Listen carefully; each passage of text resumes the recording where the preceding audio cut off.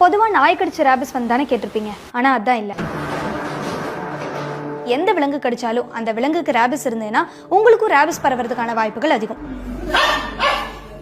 அதனால தான் ஏஆர்வின்னு சொல்கிற ஆன்டி ரேபிஸ் வேக்சின் கண்டிப்பாக போடணும். நாய்கள் மூலமாக ரேபிஸ் பரவதை விட பூனைகள் மூலமாக ரேபிஸ் பரவறதுக்கான வாய்ப்புகள் ரொம்பவே அதிகம்.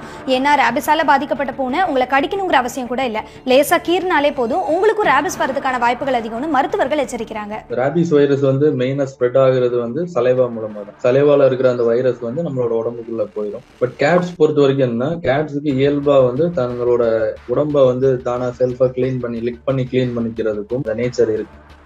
ஸோ இப்போ ஒரு அனிமல் ரேபிடா இருக்கிற பட்சத்துல கடிக்கணும்னு அவசியம் இல்லை. அதோட காலை லிக் பண்ணிட்டு போற போக்குல நம்மள ஒரு ஸ்கிராச் பண்ணாலுமே நம்மளுக்கு அந்த கிளாஸ் வழியா ஆட்டோமேட்டிக்கா நம்மளுக்கு இருக்காங்க. ஒரு விலங்கு நம்மளை கடிச்ச உடனே சிம்டம்ஸ் தெரியணுங்கிற அவசியம் கிடையாது. ஒரு சில கேசஸ்ல 5-6 வருஷத்துக்கு அப்புறம் கூட சிம்டம்ஸ் தெரியும்னு மருத்துவர்கள் சொல்றாங்க.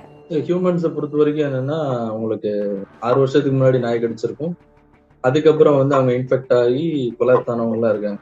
நம்ம பைட் வாங்கிட்டோம் அப்படின்னாலே நம்ம இமீடியட்டா நம்மளோட பைட்டோட நேச்சரை பொறுத்து எந்த மாதிரியான இன்ஜுரிஸ் நமக்கு இருக்கு அதை பொறுத்து நம்ம வேக்சினேஷன் மட்டும் போதுமா இல்ல இம்யூனோகுளோபுலின் எடுத்துக்கணுமாங்கிறத அவங்களோட பிசிஷியனை கான்டாக்ட் பண்ணி நம்ம பண்ணிக்கலாம்.